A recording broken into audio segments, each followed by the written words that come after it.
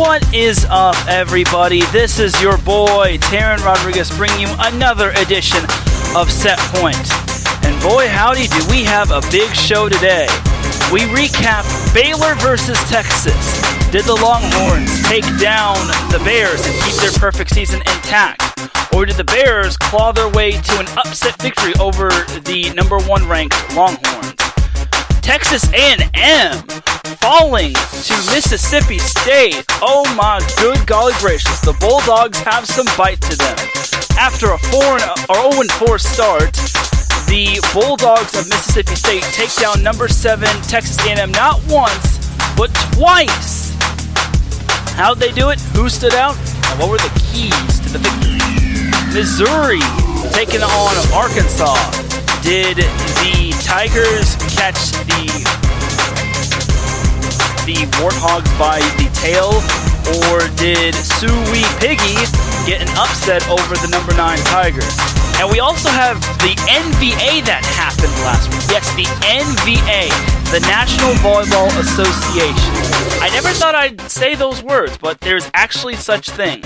What happened this past weekend in the NBA, and what were some key moments? Find out all that and more on Set Point. This is Teram Rodriguez bringing you another edition of Set Point here on IE Sports Radio, your direct feed for all that is sports.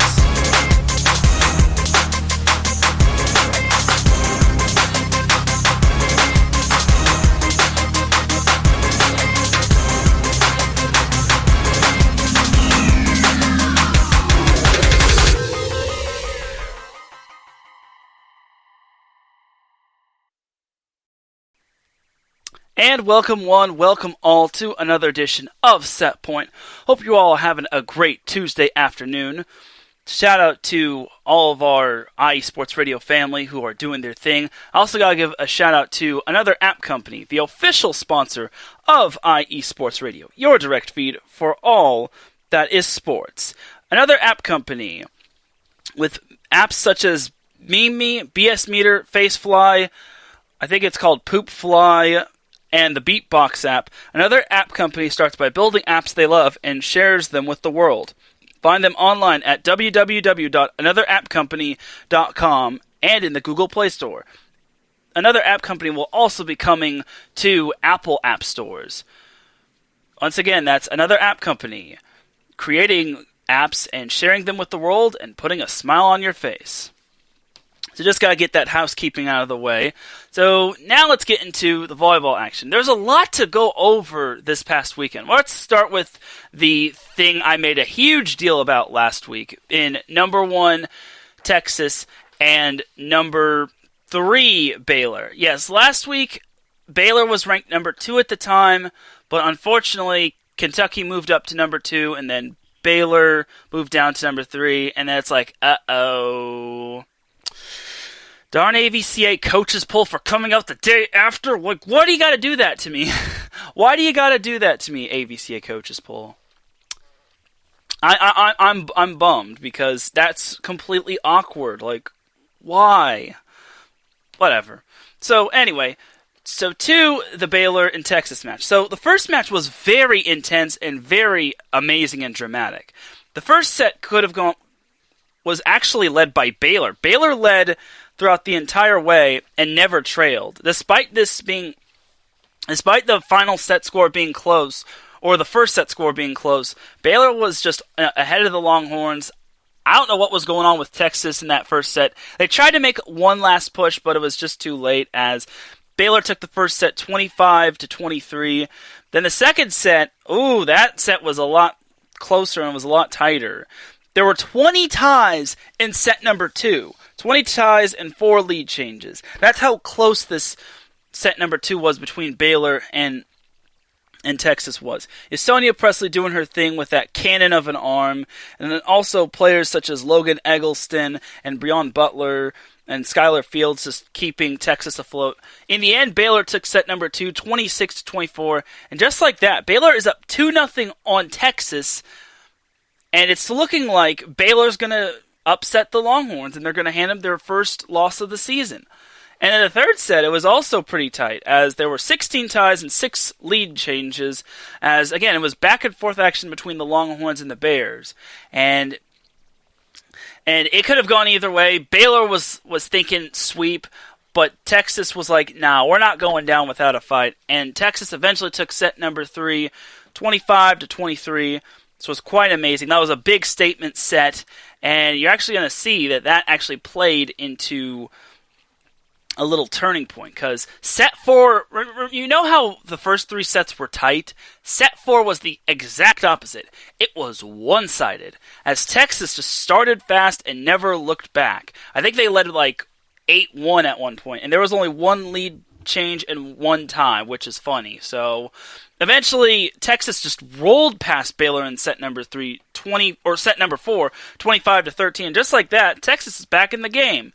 Now, remember the last time Baylor dropped the first 2 sets and then rallied to force the 5th set? It was in the NCAA tournament. It was at home, and it was against Louisville. Louisville eventually wound up winning that match in 5 sets. Was it going to be a repeat performance? No! Texas was just on a roll in set number 5, as they had so many players register service aces. They had Sidney Peterson registering 3 service aces, Riley Heinrich registering 2 service aces, and Logan Eggleston registering a pair of service aces as well. And eventually, and that was just in the whole match altogether. But in set number 5, Texas just started strong, and they never looked back, and they pretty much dominated for the most part in set number 5. Baylor tried to make it a competitive set, but Texas just took over in the midway through set number 5. I think after the side change, or actually no, after the intermission, where once you reach 8 points, you would normally side change, but in this case, because of COVID, both teams stayed on one side and they didn't switch. So eventually, Texas just took the 5th set, 15-9, and they reverse swept Baylor, staying undefeated in the regular season so far. This was as of Thursday night. So, looking at the stats for Texas, they were very distributive in terms of kills. Logan Eggleston had 22 kills. She only hit .217, and she did have 9 hitting errors, but that's all right. You're gonna have your block hitting errors due to blocks and due to hitting the ball out. You just gotta limit those. Skylar Fields had 14 kills, only 3 hitting errors for a hitting percentage of .306.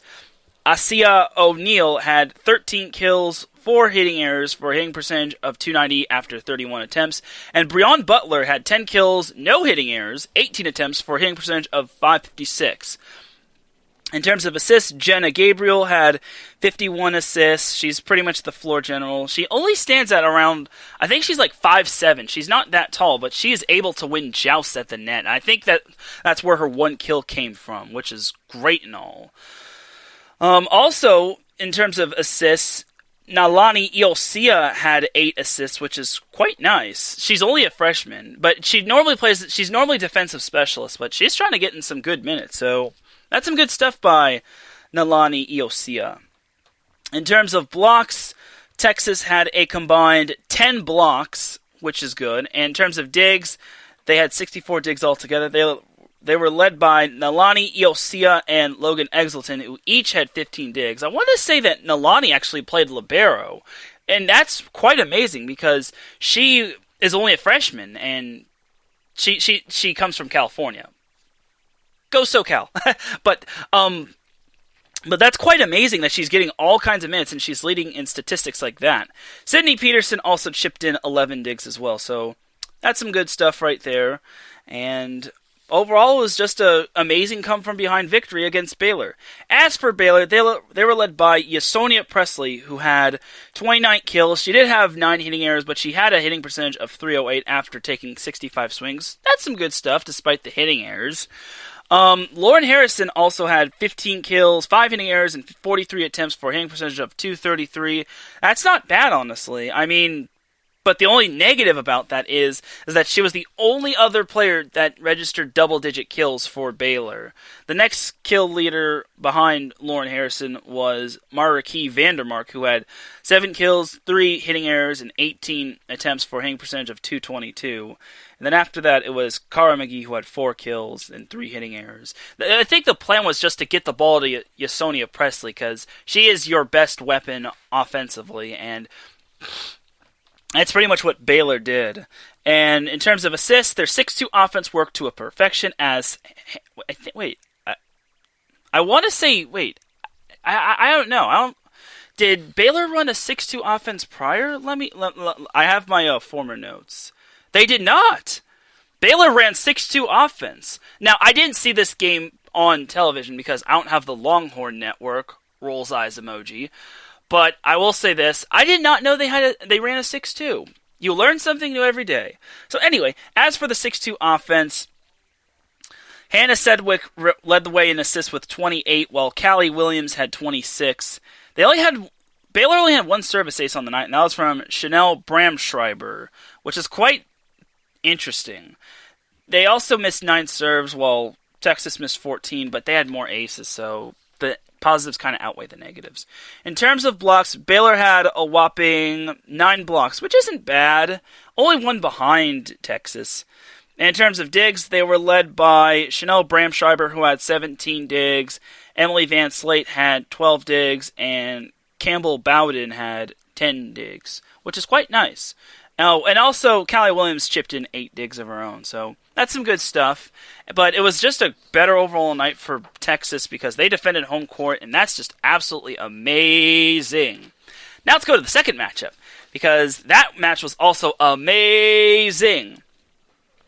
So Baylor and Texas were neck and neck in set 1 in the second match against one another. Texas looked like they had a clear path to the victory in set number 1, but then Baylor just wasn't going to go down, and eventually Texas took set 1 25-22. There were 10 ties and 4 lead changes. Set number 2 was probably the second most closest because Texas wanted to go up 2-0, but then Baylor had other plans. Yasonia Presley was just blasting kills from the outside. She did not want to lose to Texas. She wanted to win at Texas on the road at all costs. However, the balanced attack of Texas kept Baylor on their toes, and their blocking was pretty good as well. And eventually Texas took set number 2 26-24, which is quite nice. And just like that, Texas is now up 2-0. So if they take one more set, they win the match. Set number 3, oh boy, of the 2 matches, set number 3 in the second match was the most dramatic. There were 14 ties and 5 lead changes, but it was just neck and neck. Like, Yasonia Presley was practically carrying Baylor, and Baylor was not going down without a fight. Lauren Harrison was trying to get her as much sets as possible, and this time around, Baylor did not run a 6-2 offense. They just ran a 5-1 offense with just one setter. Eventually, though, Baylor grinded it out in that third set and took set number 3 29-27, and that's when you know this rivalry is intense, because when you're going past 25, you're basically going into a deuce game. So that's some good stuff by Baylor. Then remember how Texas dropped the first 2 sets and then won the second set, or the next 2 sets, with set 4 being lopsided? Baylor pulled out the reverse card and did the same thing to Texas, as Baylor, there were only 2 ties and 1 lead change, and Baylor just ran away with set number 4, 25-14, which is some nice stuff, and it really was impressive by Baylor, and they knew they could not afford to lose this match, because this match was very important to them. So now to set 5. Set 5 was anticlimactic, to say the least. There was only 2 changes, 2 ties, and 1 lead change, but Texas was just in full control. They were just in full control. I think, honestly, Yasonia Presley kind of got gassed. Like, she could only do so much. I mean, she's a great player and all, but she could only carry Baylor so far. She's kind of like the Christian McCaffrey of Baylor. Like, she could do it all pretty much. Or the LaDainian Tomlinson of of Baylor. The problem was that she was pretty much carrying the entire weight. She had over half of Baylor's kills on the night, which I'll be getting into those stats afterwards. But in the end, Texas just dominated set 5 and won it by a score of 15-6. Very one-sided fifth set. And just like that, winner, winner, ×2 chicken dinner. Baylor goes down to number 1 Texas. So good stuff by both teams. It really sucks that one team had to lose, but I think no matter who wins or who loses, one of these teams is going to have a fire in their belly. So now looking at the stats between Texas and Baylor, for the kills, it was so distributive in terms of Texas. They were led by Logan Eggleston, who had 14 kills. The negative about her was that she had 11 hitting errors. Like, you can't do that against a big-time match against Baylor. But then again, Baylor's blocking was good, which I'll be getting into that in a little bit. So Logan Eggleston had 14 kills, 11 hitting errors, 49 swings for a hitting percentage of only 61. Yikes. Skylar Fields had 12 kills, 5 hitting errors, 32 attempts for a hitting percentage of 219.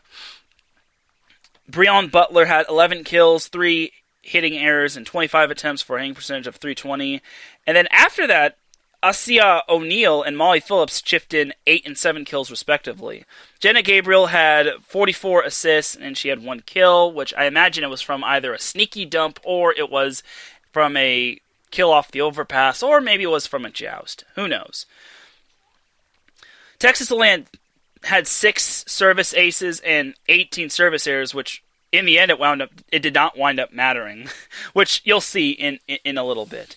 Surprisingly enough, both teams hit 212 for the match, which is quite astounding. Both teams hit the exact same hitting percentage. I never would have thought of that. I also should mention that Texas hit 294 in the first match, and Baylor hit 233 in the second match. All right, the first match is in the books forever. All right. As for digs, Texas was led by Nalani Iosia, who had 23 digs. She was the only player in double digits to have double-digit digs, which is quite astounding. So, shout out to Marcus Losgreat, who just popped in the chat room. Thanks for joining, my brother. But 23 digs for a freshman libero. Like, I think Nalani Iosia is trying to carve out her name for Texas. So, and thanks, Marcus. I'm glad you were able to drop by and hear me talk some volleyball. But This freshman libero from Southern California, Redondo Beach, she's making waves with the Longhorns. I can't believe it. Like, I don't think I've ever seen a freshman libero start for Texas like that. Like, it's quite astounding. Like, it's crazy. Like, I can't believe it. I'm at a loss for words. No, in addition to her 23 digs, Nalani Iosia had 1 service ace to go along with it as well, and she had 4 assists. So the fact that she's getting all these minutes is absolutely amazing. So that's some good stuff from Iosia, aka the former Redondo Union Seahawk, who helped lead the Seahawks to a CIF Southern Section Division I championship. This last year, of course. Alright, now to Baylor. They were led by Yosonia Presley, obviously, who had 32 kills. She did have 12 hitting errors, but I think that was kind of the plan. I think the plan was for Baylor was just to set Yosonia like practically almost every time. Because again, she had 32 kills, and as a team overall, Baylor had a whopping 59 kills. In other words, like I said earlier, Yosonia Presley had half of Baylor's kills on the night. That's kind of not a good recipe for success, considering you are playing the number 1 team in the nation, and you need, like, more than one player. Like, and it kind of gets to the point where the other team is probably going to expect the star hitter to get kill after kill after kill. So, I don't think Baylor planned too well against Texas in the second match, but it is what it is. They took them to 5, and they tried. The second kill leader on Baylor was Lauren Harrison, who had 10 kills, 5 hitting errors, 28 attempts for a hitting percentage of 179. Presley had a hitting percentage of 290, which is pretty good. the next kill leader after Lauren Harrison was KJ Johnson, who had 5 kills, which, that's when you know Ysonia Presley had to carry this team. Again, she practically carried the team that, unfortunately, she just couldn't. She kind of gassed out in set number 5, which, I mean, for her to put up those numbers is quite astounding. So, onward from the kills, we had Hannah Sedgwick leading the team in assists with 39. Again, Baylor only ran a 5-1 offense. They didn't run a 6-2 like the previous game. I kind of wonder if Baylor switched up their 6-2 offense to a 5-1 offense to throw Texas off, because I think that may have been the case of why Texas struggled in the first 2 sets against Baylor in the first match. So, I don't know, maybe Texas caught on to that, and then maybe Baylor tried to shuffle around. Food for thought. So, Emily Van Slate had 4 service aces for Baylor, which is quite nice. In terms of blocks, Baylor had a whopping 15 blocks, while Texas had 13 blocks. There was a block party in the Texas Longhorns house, and everyone was invited.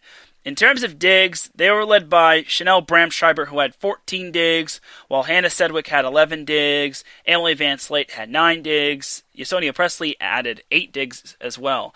And in that match against Texas, Ysonia Presley made history as she moved to second all-time in kills in the rally scoring era, which was absolutely nice. Like, that, it was really cool. She passed Katie Strager for most kills in the rally scoring era, and she's second all-time. So I kind of wonder, without looking at the Baylor volleyball stats, historic stats, I wonder how many kills she needs in order to become the all-time leader in Baylor kills. Like, it shouldn't be too far. Like, I'll probably answer that, like, in next week when Baylor plays Kansas State, which is going to be a great game because Kansas State's improved. But back to Baylor and Texas. In terms... Oh yeah, I already went over the digs. As a team, Baylor hit 212, which... again, it's okay, but when you need to get like more players involved offensively. It can't just be one player carrying the team. Like, and that's not good for the player as well, because she's doing too much and she could be put at risk for injury or whatnot. Unlike Texas, who had such a balanced attack, Baylor just kind of banked on one player to like blast kills left and right. So, but then it was impressive stuff from Baylor, and the fact that Sonia Presley is now second all-time in kills is quite amazing. So, good stuff from Baylor, good stuff from Texas. Texas, however, is all alone in first place. They are 3 games ahead of Baylor, who is in second place. All Texas needs to do is win one more match, and they automatically clinch the Big 12.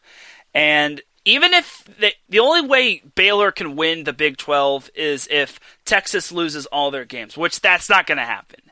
Next up for Texas is West Virginia, which West Virginia is having a good year because historically enough, West Virginia has registered 7 Big 12 wins, which I believe is the most in their team history, which is quite astounding for the good and the bad.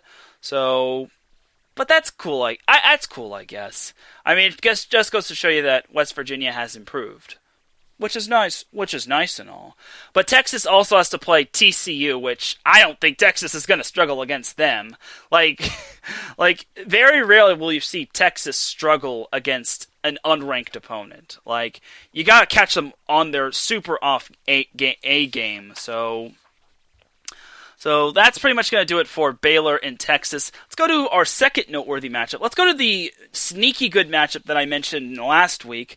It was Missouri, number 9 Missouri, and unranked Arkansas. Arkansas was 4-0 going into SEC play, while Missouri was coming off of 2 losses to Kentucky. So the first set between Mizzo and Arkansas, Missouri just brought out the paddle and just spanked Arkansas. They were just not ready. Arkansas was just not prepared to play on the road, and Missouri took the first set 25-13. There was only 3 ties and 1 lead change. Second set was more dramatic, as there were 14 ties and 11 lead changes, and Arkansas just looked... I don't know what happened in Arkansas in set number 1. Maybe they were just nervous and all that, but But honestly, they looked so much better in set 2, but Missouri just caught on to their strategy and eventually took set 2 25-22. And then I'm looking at this match, it's like, okay, this one's is not worthy anymore. And then I just look at set number 3, and then suddenly Arkansas wakes up and they take set 3 25-21, and they're still alive. There were only 2 ties and 1 lead change, which was nice and all for Arkansas. Now, set 4, there were 6 ties and 2 lead changes. Arkansas led for the most part, but Missouri eventually came roaring back late in the 4th set. And then they had to go past 25 points, but Missouri eventually, or Arkansas eventually won set 4, 27-25, and just like that, these two were going to a 5th set, and it's like, maybe I underestimated Arkansas. I mean, I knew Arkansas was actually going to make their match competitive against Missouri, but I didn't think they were going to fall behind 2-0 and then possibly reverse sweep them. And then set 5 came, and Arkansas just laid an egg, as Missouri just dominated set 5. There was only 1 tie and 1 lead change, and that was pretty much that, as Missouri took set 5 15-6, and that was pretty much that. Missouri took the first match between these two teams. As for the stat leaders, Missouri was led by Kylie DeBerg, who had 28 kills, only 5 hitting errors, and 71 attempts for a hitting percentage of .324. Not bad at all. Anna Dixon also had chipped in 18 kills, 6 hitting errors, and 42 attempts for a hitting percentage of .286. And then Dariana Hollingsworth had 14 kills, 4 hit errors, and 33 attempts for a hitting percentage of .303. Good stuff right there. Andrea Fuentes had 48 assists, while Emily Brown chipped in 9. In terms of service aces, they had 11 service aces. And, oh my good golly gracious, I could not believe how many service aces this one player had on Missouri. Kylie DeBerg had not 1, not 2, not 3, not 4, not 5, not 6, not 7, but 8 service aces for Missouri.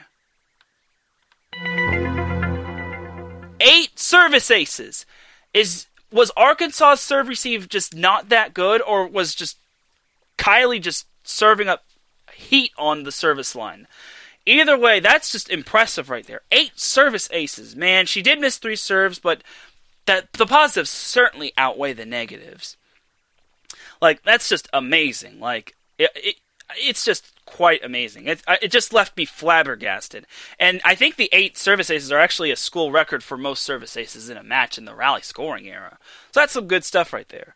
So in terms of digs, they were led by Emily Brown, who had 19 digs. Andrea Fuentes had 14 digs. Kylie DeBerg had 14 digs. And Leandra Mangual-Dura had 10 digs as well. And Aaron Williamson chipped in 8 digs, because why not? As a team, Missouri had 77 digs, and they hit .287, which is not bad. As for Arkansas, they were led by Taylor Head, who had 17 kills, 7 hitting errors, 47 attempts for a hitting percentage of .213. Jillian Gillen had 16 kills. She only had 2 hitting errors, but she did take 56 swings for a hitting percentage of .250. So that's some good stuff.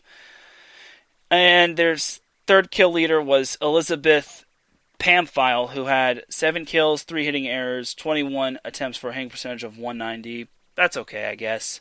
In terms of assists, Gracie Ryan had 41 assists. In terms of service aces, they were led by Taylor Head and Jillian Gillen, who each had 3 service aces. In terms of digs, they were led by Lauren Evans, who had 17 digs. Jillian Gillen had 15 digs. Taylor Head had 13 digs, and Gracie Ryan had 11 digs. In terms of overall blocks, Arkansas surprisingly outblocked Missouri 8-6, which I'm surprised to see the low number, but it's quite astounding. As a team, in terms of digs, Arkansas had 69 digs, which was 8 less than Missouri, and they hit .233. So it was a great match, but the thing that would have turned the tide for Arkansas is if they took set number 2. If they take set number 2, you kind of have to wonder, would Arkansas have had their same mentality in set number 3 and 4? Possibly. So, overall, it was a great first match. The second match was also a great match. However, it didn't last as long as the first one. The first set was oh so dramatic. 12 ties, 6 lead changes. Missouri and I think Arkansas, if I remember, was just leading for the most part. And it looked like they were going to take... I thought they were going to take this first set against Missouri. And then Missouri came roaring back, because that's what Tigers do. And eventually, they took the first set 28-26. The second set was a little more lopsided. There were 15 ties and 4 lead changes, but Missouri just pulled away in the latter part of set number 2 as they took the fourth set 25-19. And then the third set was also tight. 16 ties, 8 lead changes. Arkansas trying to stay alive, trying to avoid the claws and the fangs of the Tigers. But Missouri won set number 3 29-27 and swept the Arkansas Piggies off the floor. So, in terms of statistics for Missouri, they were led by Kylie DeBerg, who had 20 kills, while Anna Dixon had 17 kills. Dariana Hollingsworth had 9 kills, only 1 hitting error, which is quite nice and all. And Claudia Dillon had 6 kills, which is cool. Andrea Fuentes had 45 assists. In terms of service aces, they got 1 service ace from DeBerg, Leandra Mengualdura, and Dariana Hollingsworth. In terms of digs, they only had 54 digs, but they outdug Arkansas as they were led by Emily Brown, who had 14 of them digs, and DeBerg had 13 digs for her double-double. Unfortunately, she only had 1 service ace, but you can't get 8 service aces a night. If that were the case, then Missouri probably would have beaten Kentucky last week. So, cool stuff. And Missouri had 7 blocks. You'll see that actually might have played into... that might have actually mattered. So, in terms of Arkansas stats, they were led by Jillian Gillen, who had 11 kills, while Taylor Head also had 11 kills.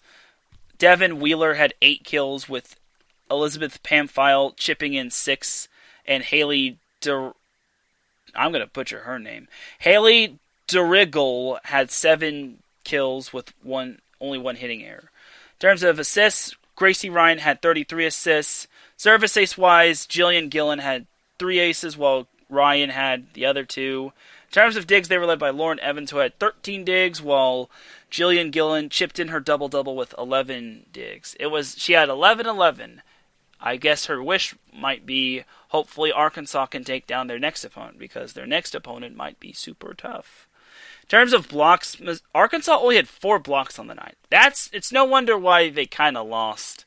And when you're losing close sets like that, it's the little things that matter. Like the digs, they were outdug by 9. And although their aces were high, their service errors kind of hurt them, but not by too much. Either way, Arkansas, I knew, was going to get exposed by Missouri. Missouri's a very good team, especially at home. They just didn't look good because Kentucky made them look like Rutgers. I shouldn't say that. I'm sorry to all Rutgers fans. My bad, y'all. Alright, so now let's get into the final matchup, final noteworthy matchup. And this one, oh boy, we're staying in the SEC, y'all, because this one was a hootin' and a hollerin' match. As Mississippi State and Texas A&M, number 7 Texas A&M. So the first set, this is the reason why this was noteworthy is, you'll see. So the first set, 13 ties, 7 lead changes. It was a tight set. Mississippi State actually came to play. I didn't think Mississippi State was going to actually show their muscles, considering Mississippi State was 0-4. They had 0 wins, and although some of their matches were competitive, they still didn't get the win. While Texas A&M was 4-0. But like I said, Texas A&M's schedule is pretty much a cakewalk outside of LSU. But anyway, first set, Texas A&M won the first set 25-21. Mississippi State kind of returned the favor in set number 2, as they led for most of the way. There were 10 ties and 5 lead changes, but Mississippi State took the second set 25-21. And then I'm looking at this and I'm like, okay, this is another one of those matches where Texas A&M is gonna hit a bump in the road, but I expect A&M to win the third set, right? No! Texas A&M was just trampled in set number 3. Mississippi State, the Bulldogs, showing that they are all bite and no bark. They never trailed, there were no ties, and Mississippi State won set number 3, 25-17. And then I'm looking at this, I'm like, wait, Mississippi State has a good team? And I look at their record, and that they're 0-4. I still couldn't believe it. Like, I couldn't believe it. I just couldn't believe what I was seeing. So in set number 4, I believe Mississippi State was leading for the most part, and then Texas A&M was trying to force a 5th set, and then in the end, however, Mississippi State just got the final kill and took this 4th set 25-23, and winner upset dinner for Mississippi State, beating Texas A&M on the road in the first match. So, leading Mississippi State in the first match was Gabby Waden, who had 20 kills. She had 6 hitting errors and 34 attempts for a hitting percentage of .412. That's some good stuff. There were no other players in double digits in terms of kills, but she did get some good help from Lauren Myrick, who had 9 kills, only 1 hitting error on 29 swings for a hitting percentage of .276. Dayhal Robinson and Jessica Kemp each had 8 kills. In terms of assists were all over the place, man. Like, I don't know why, but I will say this, like, Mississippi State's... Oh, hey, Davidson Crooks. Good to see that you're in the chat room, Davidson, because I'm actually talking some SEC volleyball, and that unranked Mississippi State upset number 7 Texas A&M. And Mississippi State was winless going into this match, while Texas A&M was the exact opposite. And the worst part is for Texas A&M, and I'll get to that part a little bit later, but assist-wise, Dean Margaret led Mississippi State in assists with 25. Katie Kalumovich had 17 assists, while Lily Gunter had 9 assists. Gunter was the libero, mind you. And in terms of digs, Callie Minshew had 15 digs. Lily Gunter had 13 digs, as well as Dean Margaret.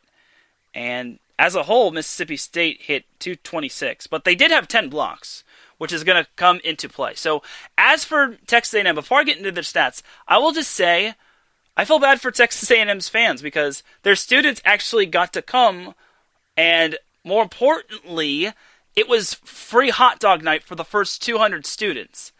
And that's kind of... And you want to know what that's called for the opposing team? Bulletin board material. Of course, the home team would want to have a big night for their students to like come and see them probably maul Mississippi State into the ground. Nope.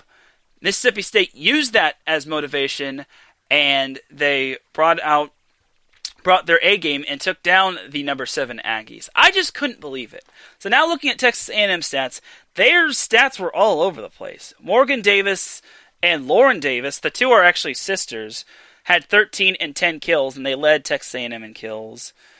Treyana Rush had 9 kills.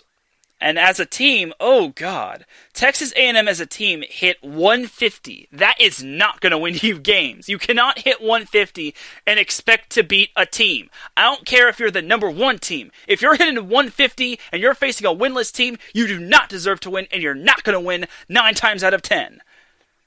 Anyway, Camille Connor had 41 assists, and in terms of service aces, Taylor Voss had 3 service aces, and Camille Connor had 2 service aces. In terms of digs, they were led by Carly Basham, who had 13 digs, while Camille Connor had 10 digs.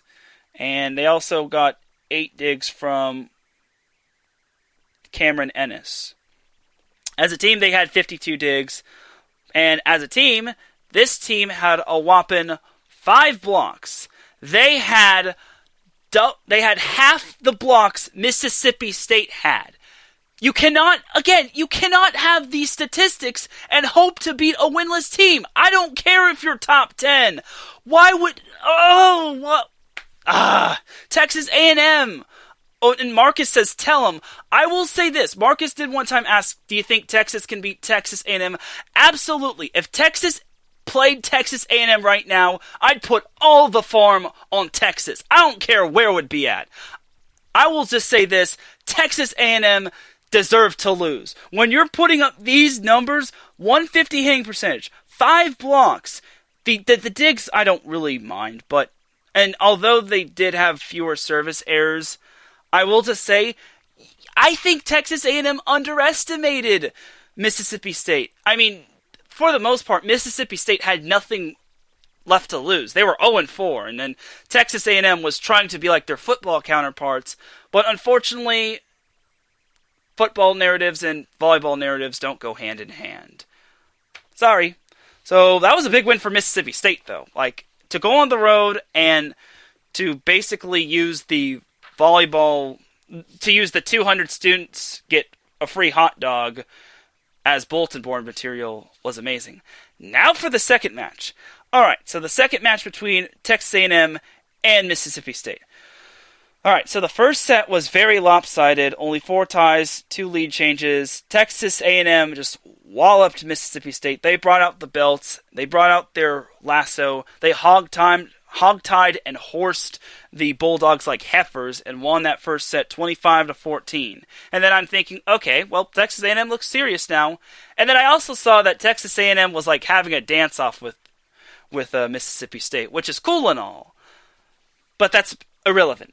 So, second set, Mississippi State actually decided to wake up and play some volleyball. So and that was probably the tightest set of the match. Like, I mean, you could also look at the other 3 sets, but this one had more ties and more lead changes. There were 10 ties and 4 lead changes, but eventually Mississippi State took set number 2, 25-21, leveling the match at 1 set apiece. And I'm like, okay, what are you doing, Texas A&M? And then the third set was way more lopsided. Texas A&M took set number 3, 25-18. There were only 2 ties and 2 lead changes, which to me is impressive. Set 4 was back and forth until Mississippi State started to play some good volleyball. They weren't really ultimately in danger. There was only 6 ties and 2 lead changes. But then Mississippi State kind of just pulled away from Texas A&M, winning set 4, 25-22. Credit to Texas A&M for trying to steal that 4th set, but you can't play from behind too much. All right, so set 5. Mississippi State got out to an early 5th set lead, and again, Texas A&M was just playing from behind. I think Mississippi State was up by as many as like 5 in set number 5, and they even had, I think they had like 3 match points. It was either 1 or 2 match points. Like, they led 14-11, and then Texas A&M eventually clawed their way back, and then I'm thinking, oh, this might actually go the Aggies' way. Nope. Mississippi State closed the door on Texas A&M, and that was that. Mississippi State took set 5, 15-13, and they won the match in 5 sets.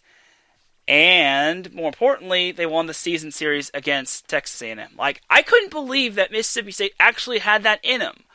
I was just so surprised. Texas A&M is supposed to be the 7th best school in the nation, or the 7th best team in the nation, and then they got manhandled at home, mind you, to a 1-win team, which didn't have any wins going into this series. So, as for Mississippi State stats, Gabby Waden led the way with 24 kills. She was the only player in double digits in terms of Mississippi State, which kind of shocks me on how this team managed to win. And then Lauren Myrick had 8 kills, while Francesca McBride had 7 kills. And then in terms of assists, they ran a 6-2 offense with Margaret Dean having 29 assists and Katie Kolumovich adding 17 assists. In terms of service aces, they had 5 on the night. 2 apiece came from Callie Minshew and Katie Kolumovich, while 1 came from Lily Gunter.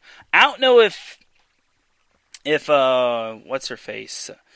If Minshew is related to Callie Minshew is related to Gardner Minshew, but maybe.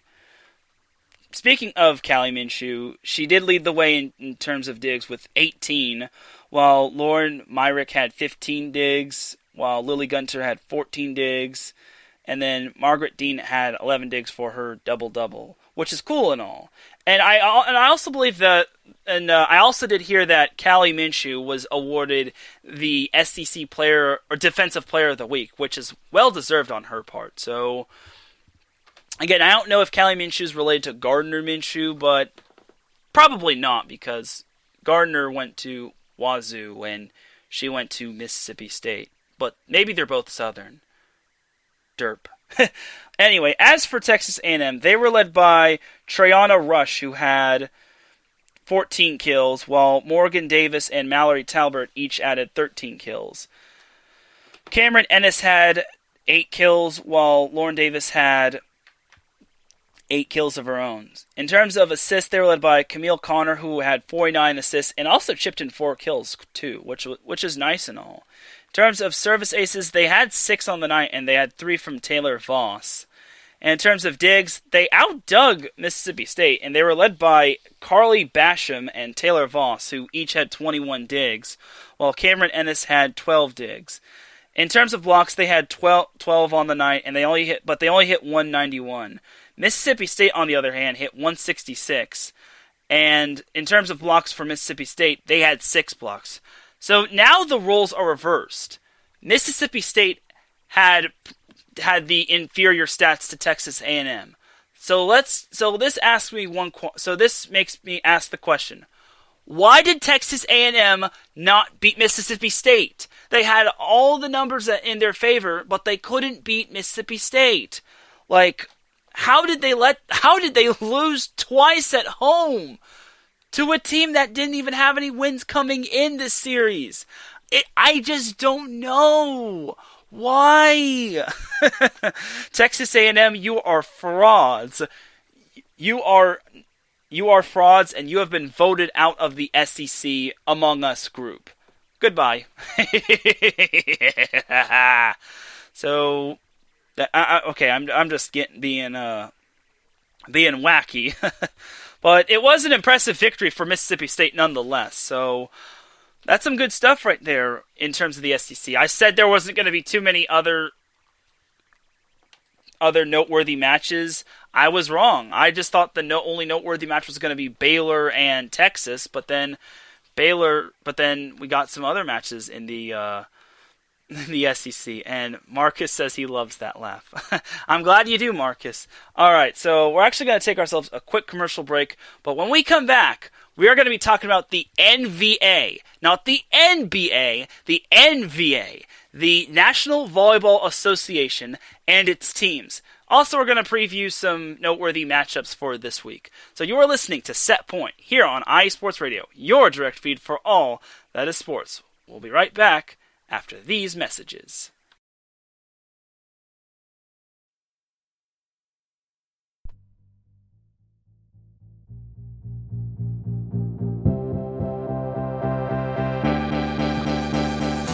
Hey guys, it's Blake Henley, better known as H-Town Blake to some of you. Happy to announce that Bases Loaded is back and in full force. We'll be bringing that high heat every Tuesday night here on iSports Radio. So come home, get ready, dig into that batter's box, and see if you can chase that high heat, baby. So we'll be coming to you live with all the stats, all the rundowns, all the division rivalries, and every team that's going to make the playoff push to get to that one and only October and get to the pinnacle of what baseball is, to hoist that Commissioner's Trophy when it's all said and done.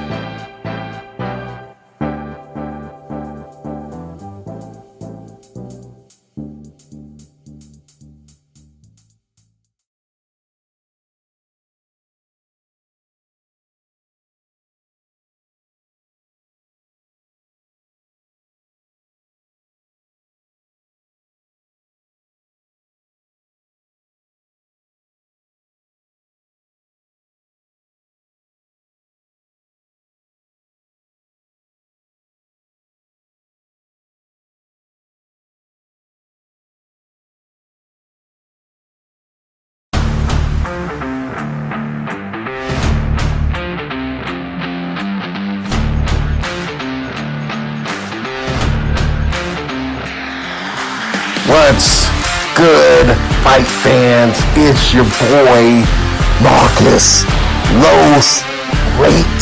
Here to give you what you want. Here to give you what you need. Yeah, man. Yeah. I'm coming to you live, straight from your mama's basement with a crispy, awesome white tea. We're coming to you live every Tuesday at 10 p.m. Eastern Standard Time. Powered by IE Sports Radio, your direct feed for all that is sports.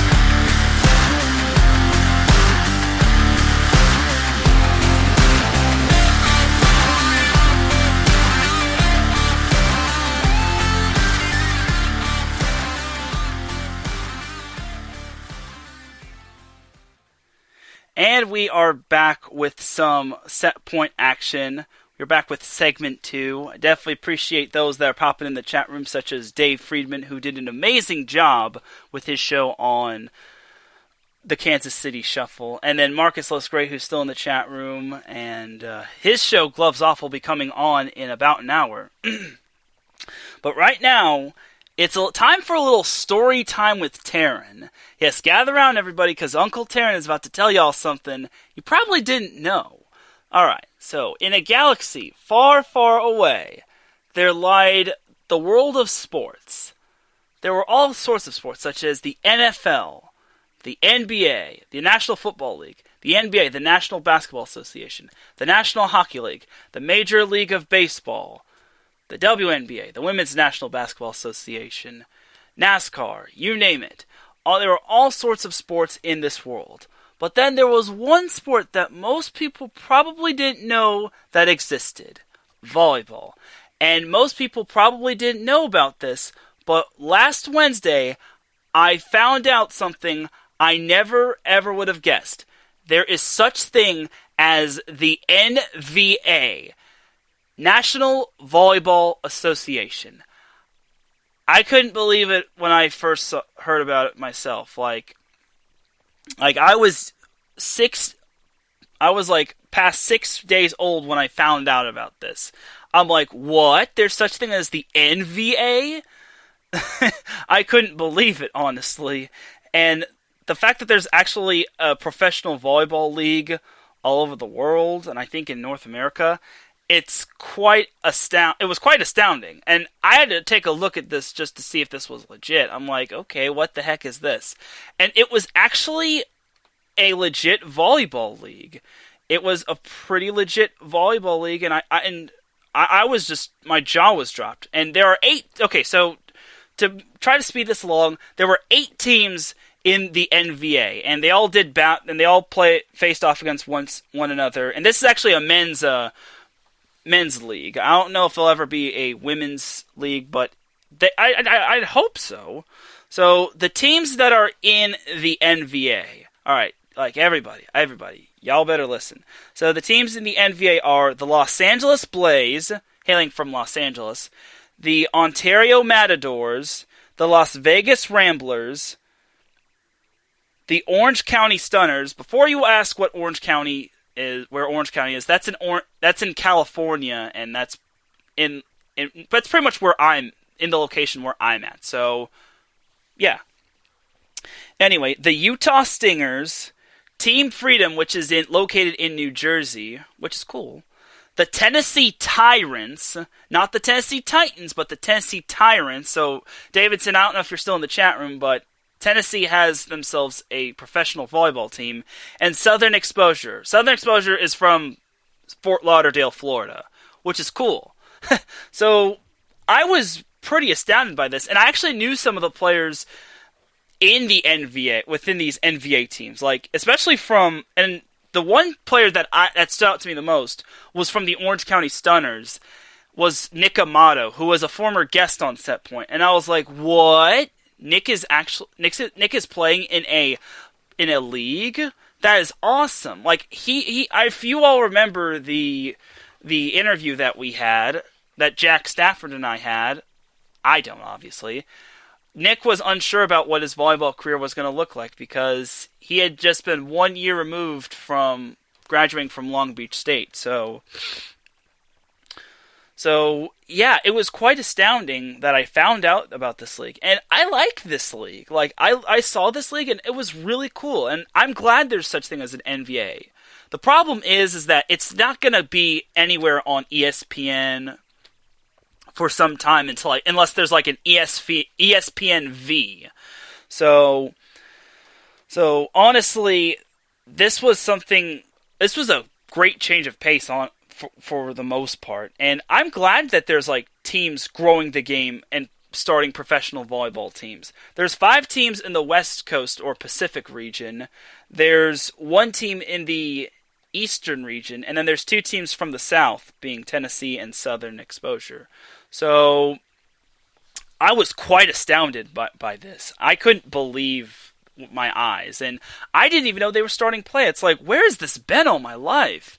And it's a good thing that I actually found out about this, because I actually was tuning in for this for the most part. The only problem was that I kept getting busy, and then I had other things to attend to, which kind of distracted me, but I kept following along. So just to try to speed the whole thing along, because we're already approaching an hour, is that there were 8 teams that played in the NVA, and they had themselves like a mini league. I guess it was like a showcase, but they said this was this was like a showcase tournament. However, they said this was for the NVA championship. It's like, okay, this was for the 2020 NVA championship. So, and honestly, I actually don't know how long this has been going on. I just found out about this like 6 days ago. It's like, dang, son. So, just to speed this along, Orange County and Utah finished perfect in supposedly pool play. And then I believe Ontario and New Jersey got first. And the thing about Orange County and Utah finishing first in pool play is that they got a first round bye and a quarterfinal bye, which was absolutely astounding. I couldn't believe it. It's like, what? So that was some good stuff right there. And yeah, the Orange County and Utah both got first in their pool.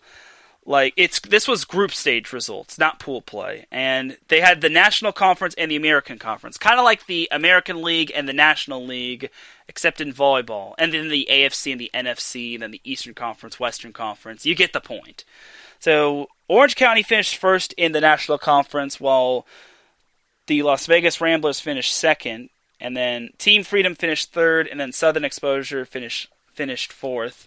In the American Conference, Utah finished first, Ontario finished second, Tennessee finished third, and then Los Angeles finished fourth. And like I said, Orange County and Utah both got a first round and a quarterfinal bye, so they were already in the semifinals, which is cool and all. Las Vegas and Ontario both got first round byes, so they were already in the quarterfinals. And then Team Freedom and Southern Exposure, along with Tennessee and Los Angeles, had to face each other in the first round. And Team Freedom beat Los Angeles, and Tennessee beat Southern Exposure, which the Tennessee one and the Southern Exposure one was really cool. Like, it was the Battle of the South, which is nice and all. So I was quite surprised that Los Angeles didn't win a match. That's because they have some talented players. They had like a few players from Long Beach City, which that school knows how to raise men's volleyball players. Like, Jonathan Schrett does an amazing job, and honestly, and I think one of their players came from their state championship game back in 2016. I'm sorry, not 2017. Long Beach City beat my Orange Coast College Pirates, which made me sad face. So and then there are also some other players from community college as well, such as Stephen Duho from Orange Coast College. Nick Amato came from Orange Coast College and eventually played at Long Beach. Matt Hilling was on the Golden West College's 2013 3C2A Men's Volleyball Championship. And yeah, the list goes on and on. Like, it just goes to show you that you could be successful at the junior college level. Like, there's no shame in going to a junior college. Like, absolutely no shame. Like, you can go to a junior college and you basically save on a lot of money going in your first 2 years of college, so long as you stay the course. So anyway, so back to the NVA knockout round. So in terms of the knockout round, it was, like I said, Team Freedom beat Los Angeles while Tennessee beat Southern Exposure. And the quarterfinals consisted of Ontario versus Team Freedom and Tennessee versus Las Vegas. And eventually Las Vegas and Team Freedom both won their matchups, and they got to advance to the quarterfinals, where Team Freedom played Orange County in the semifinals early Sunday morning, while Utah got to play Las Vegas in the semifinals, which was nice and all. Keep in mind, oh, by the way, this took place in a Salt Lake. It was at a Utah, I think it was like a Utah gymnasium, or it's like, it's tough to explain, but I'll tell you where this whole thing was and all that. So either way, it was in Salt Lake City, Utah, which was nice and all. It was nice and all, but and Utah was actually the home team, so that was also cool. So anyway, back to the whole tournament. Team Orange County played Team Freedom, and they managed to win that one in 5 sets. However, Orange County, along the way, in group stage play, they lost one of their best players in Matt Hilling, who had a hip contusion, which really hurt them, as we'll be talking about in a little bit. The Utah Stingers took down Las Vegas, and it was Utah versus Orange County in the championship match. And in the first set of the championship match, Utah took the first set. It was back and forth action for the most part until Utah pulled away. Then in the second set, Orange County brought their A game. Nick Amato was doing his thing, and Orange County took the second set. Third set, Utah was leading for a majority of the set. Orange County did draw to as close as 1, and then Utah just pulled away and wound up winning set number 3, 25, I believe it was 25-18. And this was actually played at the Utah Athletic Center, so in Salt Lake City. So fourth set, Utah was ready to go for the kill. They were ready to put this game away like ice water. Orange County, to their credit, tried to will their way to victory, but it was just too much, as Utah won the fourth set 25-18 and just won the match altogether, and they won first place, which was nice and all, which was really good, and they were very impressive. I wish I could have been there in person, but overall I enjoyed watching the whole NVA thing. And in third place, Las Vegas won their third place match, which third place is kind of the It's not really the most glamorous thing, and I don't think they even played a third place game. I think they just based this on I don't know why they didn't have a third place, but either way, Las Vegas was awarded third place. I have no clue why. I don't know, but I will say this: Las Vegas did have a few of my friends on, so I was happy. Unbiasedly, of course. But overall, this whole NVA thing was just absolutely amazing. I hope we can get more NVA events like this. Like, if we can get NVA in California, you bet your sweet bippy I'm going to be at that event. It could be anywhere in the end. Like, if NVA could have like certain events at like certain gymnasiums, that would be very convenient. There's only one problem with that. If the NVA came to California, you'd have to wonder, where would they have their events? Would they have it like at... They can't have it at... Like, in a perfect world where there's no coronavirus, they can't have it at UC Irvine because their women's volleyball and soon their basketball team would probably be using the court. They can't have it at Long Beach State. for the same reason. They can't have it at Cal State Fullerton. They can't have it at Vanguard University. They can't have it at Orange Coast College. They can't have it at Irvine Valley College. They can't have it anywhere considering women's volleyball is going on. So, unfortunately, that's kind of the big flaw of it. Unless, of course, they start after the regular season of the women's volleyball season. The problem is that basketball would be just around the horizon, so you'd have to do this whole format while one gymnasium having to force the other basketball team to play road games and whatnot. But either way, this whole NVA thing is a great idea. Sure, there's only 8 teams as of right now, but this thing is just going to continue to grow, and that's the thing about volleyball. It's one of the fastest growing sports especially in youth. In high school, it's one of the faster growing sports games in all of the world. Many can say, it only gets shafted because the NFL is super popular, the NBA is super popular, the MLB is super popular, the NHL is also popular, and then NASCAR is kind of up there along with at Formula 1, and then boxing's also up there as well, along with that whole UFC thing. Either way, yeah.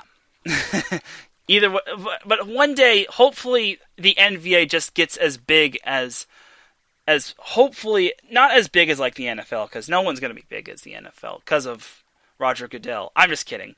But hopefully, the NVA does get to grow. Hopefully they'll have more teams in more regions. Hopefully they have more teams from hopefully they have teams from Texas or Arizona or Kansas City, or maybe they have another team. Well, no, they can't have another team from Los Angeles. They have Ontario, but I'd like to see teams from Arizona, maybe New York, maybe from the Midwest. It all depends on, and it's a great the NVA is also a great place for Division I athletes, or Division II athletes, or Division III athletes, or NAIA athletes to go after college. That means that they could still play professional volleyball and still play the sport that they love, and they don't have to wonder, I have to give up the sport of volleyball. And another good thing is that they won't have to travel overseas to play volleyball. They could stay in North America and still play some Veebs there. So that's the good thing about NVA, and I hope that we get more teams.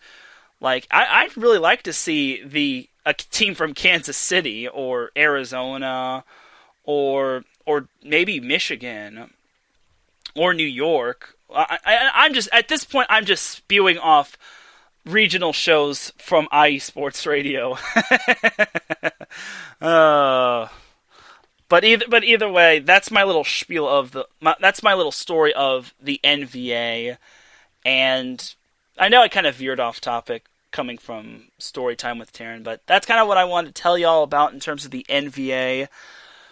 Now let's get back to some NCAA women's volleyball action. There's not too many games going on, but before I actually preview the 2 noteworthy games, I do gotta say, Texas State and Coastal Carolina are just dominating the Sun Belt Conference. They have not lost a match, and this weekend, Texas State is going to go for their third straight regular season undefeated title. So we'll see if Texas State can get the job done. They're under a new head coach after longtime coach Karen Cheesom stepped down after 40 years at Texas State. Yes, 40 years. 40 is how many years that Karen Cheesom coached at Texas State.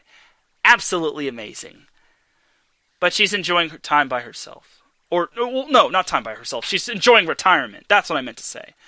Okay, now let's get on to the 2 noteworthy matchups that are that you should all look forward to this week. Then I'll send you all on your way, and you can enjoy your dinner and whatnot.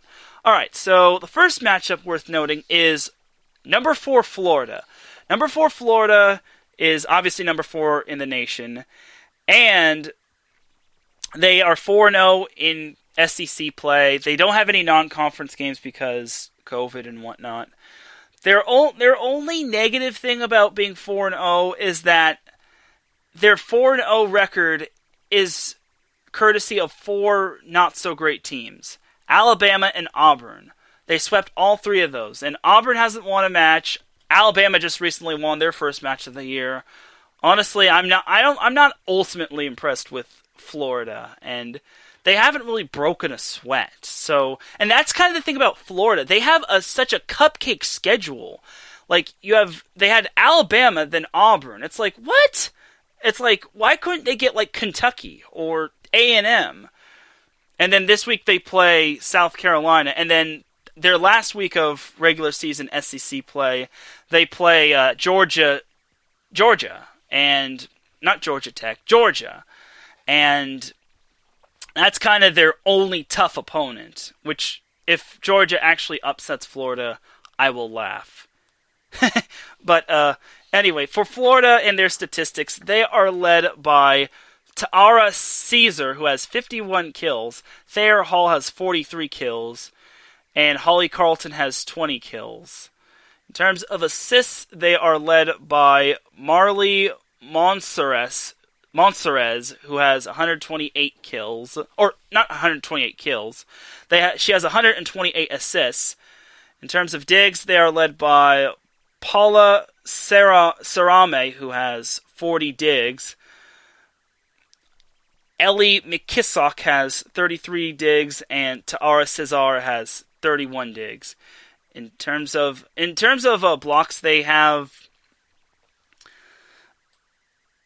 a 41 and a half blocks on the season, and they are hitting .280 while holding their opponents to 95. Again, their only problem with holding their opponents to only 95 of a hitting percentage is that both of their opponents, Auburn and Alabama, are not the most talented SEC teams in women's volleyball.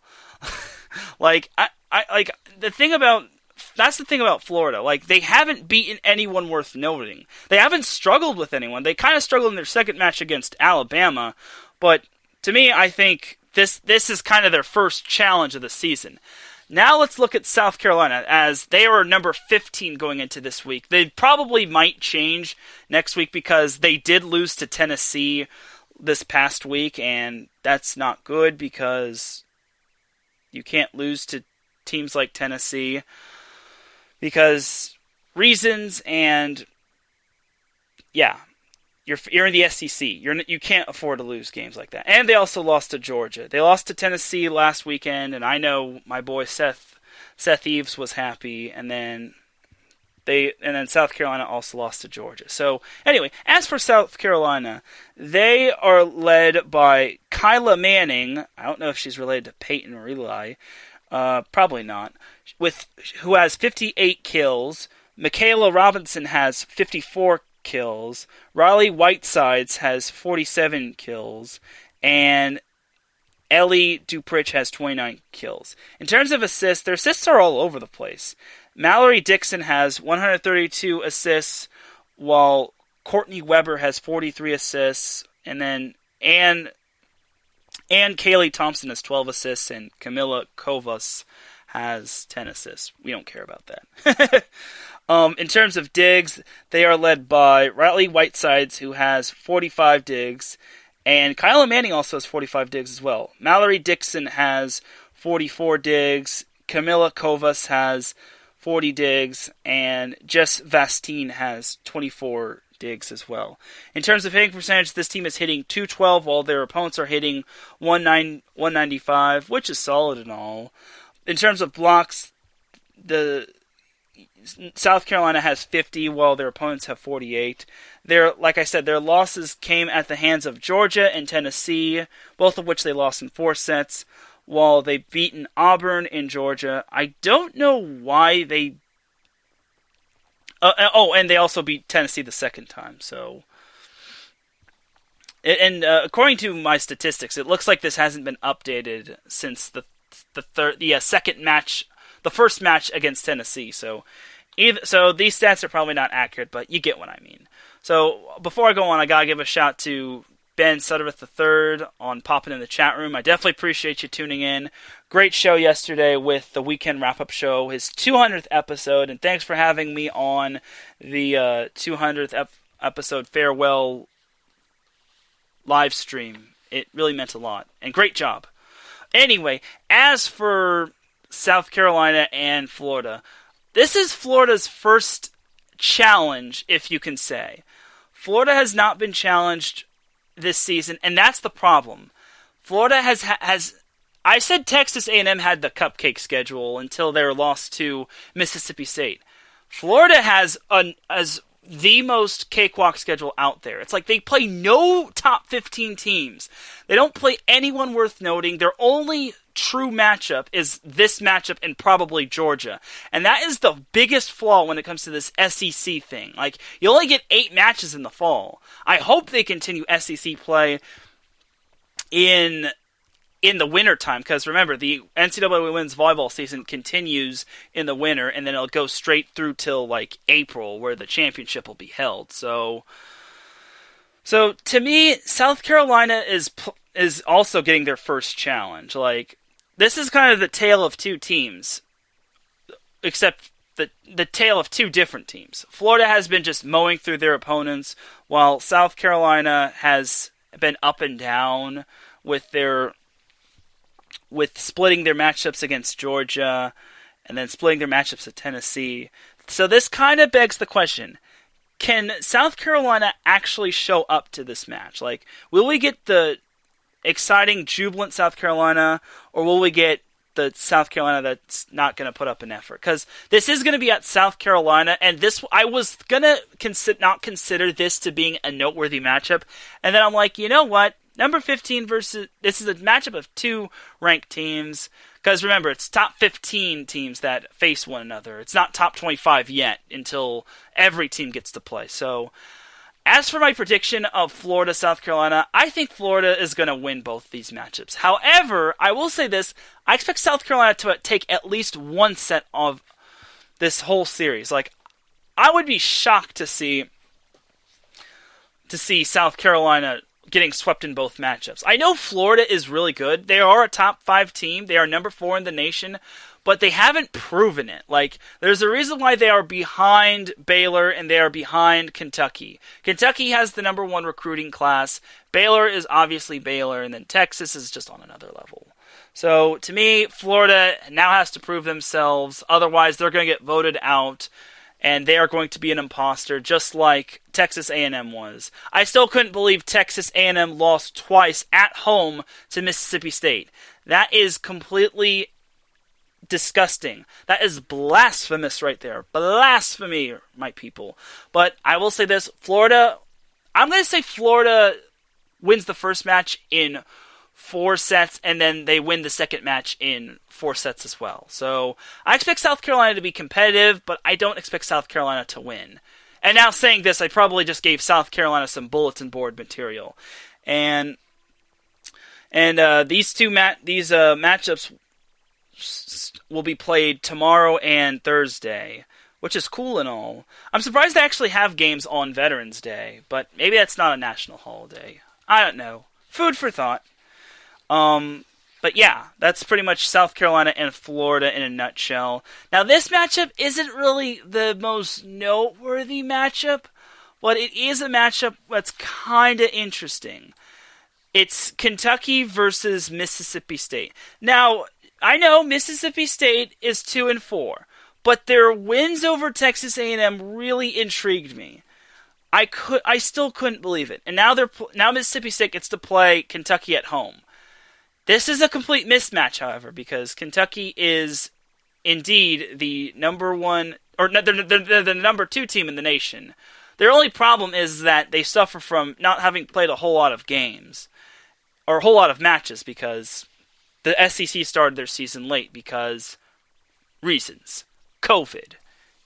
Anyway, Kentucky is led by Ali Stumler, who has 100 kills on the season. Avery Skinner has 67 kills on the season, and then Azana Teeler has 53 kills, and then it's a pretty much long drop down from there. In terms of assists, they are led by Madison Lilly, who has 272 assists.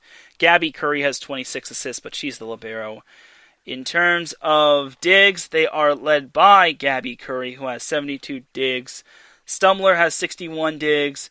Lilly has 59 digs, and then And then Lauren Tharp has 33 digs. In terms of blocks, they have 48.5 as a team, while the opponents have 35. In terms of hitting percentage, Kentucky hits .348, while their opponents hit .168. So as for Mississippi State, the team that I didn't think was actually going to pull off the upset against A&M, but they did. They are led by Gabby Waden, who has 103 kills on the season. Their next player their next kill leader behind Waden is Lauren Myrick, who has 53 kills. Yeah, that's a pretty far drop from Waden. Logan Brown has 49 kills, and Jessica Kemp has 41 kills, and Deja Robinson has 38 kills, which is cool. I feel Deja. I feel that name is so familiar. I feel she went to Long Beach Poly. I'm gonna probably look that up as I read off the next stat.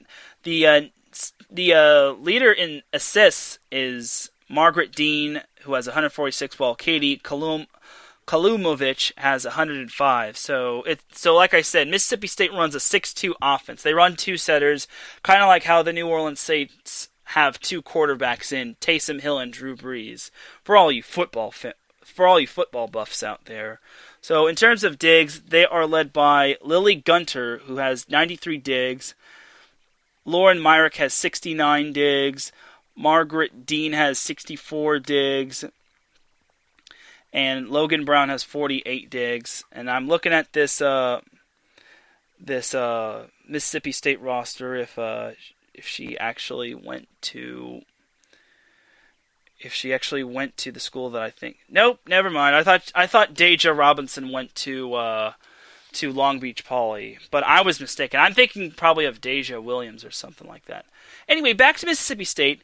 As a team, Mississippi State is hitting 183 while their opponents are hitting 212. They have more blocks than the opponents with the opponents having 54 to 51. So here's the thing about Mississippi State. Can Mississippi State beat the number 2 team in the nation? They beat the number 7 team in the nation on the road, but can they beat the number 2 team in the nation? The answer to that question is an obvious, fat no. But I will say this about Mississippi State. I expect them to be competitive. I expect them to actually push Kentucky. Kentucky did get pushed by Tennessee that one time, and then they got pushed by Missouri. But Mississippi is riding a high wave of momentum going into this week because I think they have I think Mississippi State has confidence, and they're riding a high wave of momentum, but they just can't get too high. I think winning those Texas A&M matchups might have gotten this semi-talented team a little too high in terms of confidence, because in volleyball you can't get too high on the wins, but you can't get too low on the losses. So to me, I think Kentucky is going to win both those matchups. I think the first match they have to go 4 with Mississippi State, but then the second match Kentucky wins in 3 sets. Like, to me, it's not that I don't want Mississippi State to win, but Kentucky just has talent all over the board. There's a reason why Kentucky has the number 1 recruiting class from last year. They had the number 1 2020 recruiting class. And that's kind of what sets Kentucky apart from some of these other schools. I mean, Texas also had a high recruiting class, but Kentucky had the number 1 recruiting class. And I think Kentucky is just on a mission. Just like Texas, Kentucky's on a mission because they lost in the Sweet 16 to Washington last year.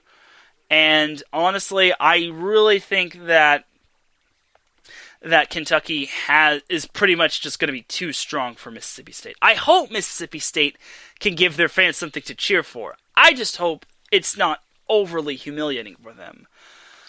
So that's pretty much that matchup. There's one more matchup I kind of want to go through briefly, but I'm not going to get too in-depth to it because I think this is somewhat a mismatch after what I just witnessed last week.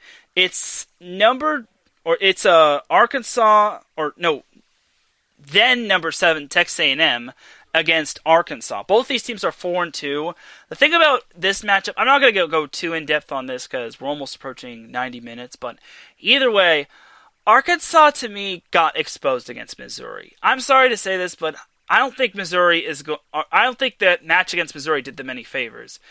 Them losing to Missouri twice just made me think this team is not for real. No. This team is not gonna.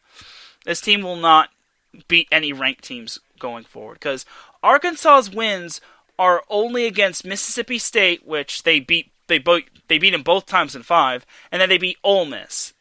Those two aren't really impressive. Other than Mississippi State's wins against Texas A&M, Mississippi State hasn't been overly impressive, and then Ole Miss hasn't been impressive. Period, because they're 0-4, and their next matchups isn't until this week, where they play Missouri. I think it's next week.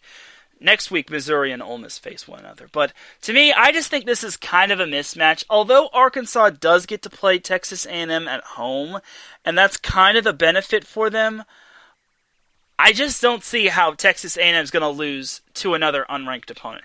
If that happens, the first part of next week's show is going to be dedicated to me roasting Texas A&M, because I expect Texas A&M to win both matchups against Arkansas. I expect Arkansas to make it competitive, but I expect the Aggies of Texas A&M to actually finish their opponents and not keep them in the game. Like what are you doing, Texas A&M?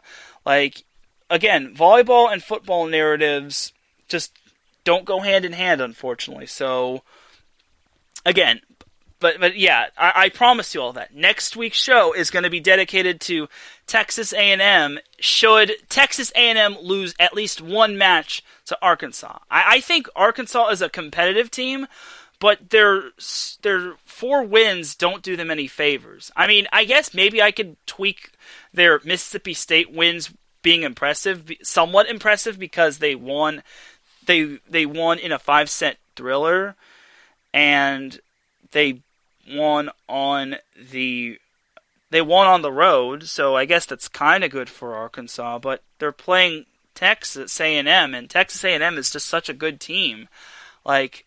And Lightning's not going to strike twice unless Texas A&M is not at full strength. I don't see Texas A&M losing a match to Arkansas. I could see maybe Arkansas stealing a set against the Aggies, but I see Texas A&M just beating Arkansas.